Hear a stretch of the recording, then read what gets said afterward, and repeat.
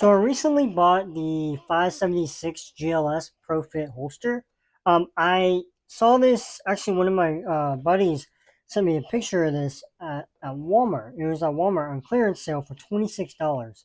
So I was like, why not, you know? And I wanted a holster, like an outside the waistband holster, for kind of like my Smith& and Wessons.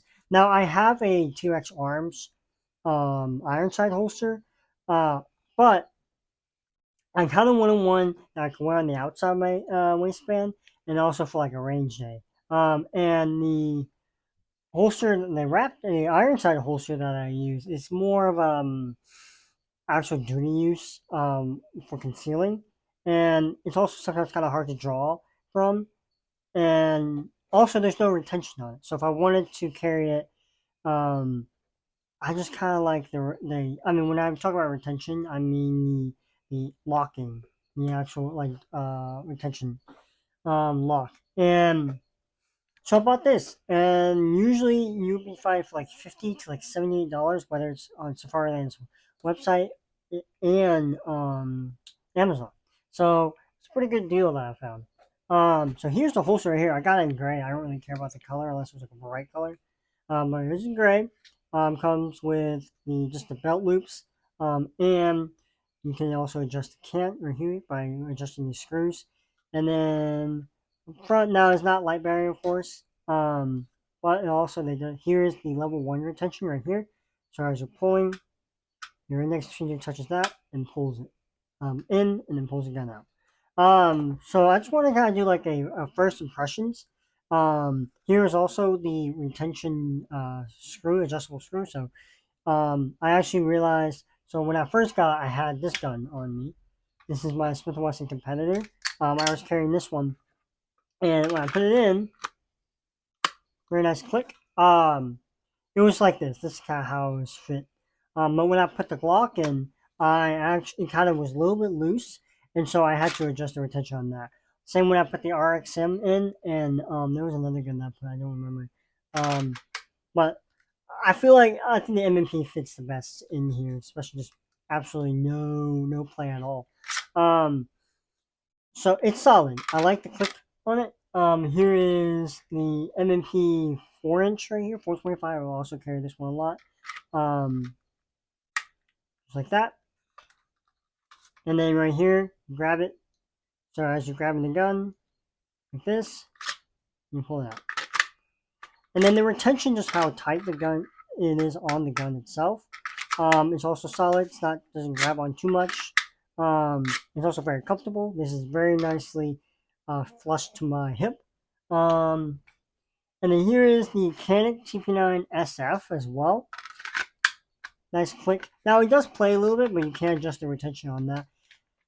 One thing though I do want to note on this Canik is that it can be hard, and my hands are really small, and so it can be hard to grab that. Rather than getting my knuckle more a solid grip on that, I actually, when I'm grabbing this gun, my fingertips are like here. So I don't always, when I'm trying to pull, I don't always completely actuate the retention lock. So for me, I don't know if I'm going to be carrying this if I ever do carry it, which I do sometimes. I don't know if I'm going to be carrying it in this holster. I have a different holster for it. I just have the standard when that comes in the box. The Glock though, it does fit the Glock very nice. So right in here, solid click, a little bit of play, but you also can adjust that again right here. And I can get a solid grip. The closer that this handle is to this the paddle here, the better.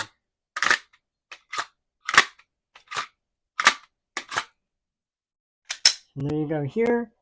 And then last one, this is actually pretty cool. So when I was working, I worked somewhere with a lot of guns, and I took a Glock 43X and I put it in here, and it shook around like crazy. Now it grabbed onto the trigger guard, so it wasn't gonna fall out, but it was shaking everywhere. Just not something that you want.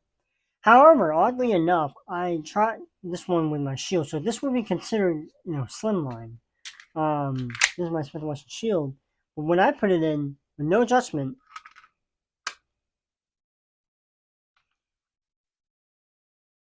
that thing is not moving whatsoever. Now it goes up and down, but when it comes to side to side, and then grab it.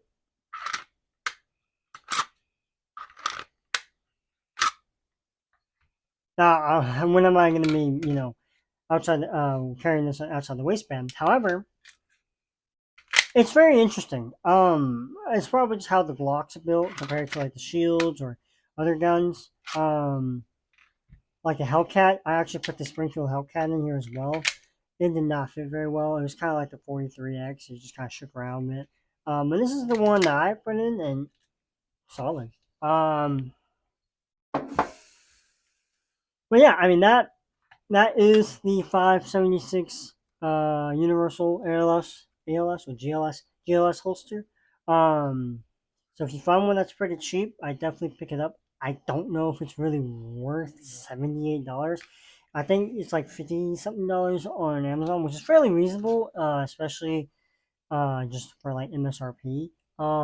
This one I just kind of pulled a lucky one. This was $26 out the door. But that's my first impressions. I'll probably do another video later down the road, a couple months. Um, just after like actually using it and kind of breaking it in. Especially getting used to like all these guns. Um, I'll let y'all know. If you have one of these, let me know what y'all think about it. If you've had any issues with it, I noticed that when I tried to fit in 1911, the little this little bit right here. So this is what locks your into your trigger guard. And when I put the 1911 trigger guard in, and then I released it, and then I took it out, this actually stayed out like that, and so I couldn't put any guns in there.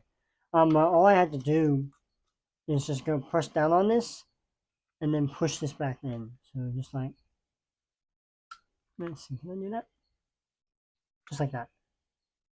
And I let it go, and I slid another one in, and it reset itself. So that was one thing I noticed. I don't think that's a problem. That's probably just a misuse of the holster. Um, but yeah, $46, $50, $78, pretty decent.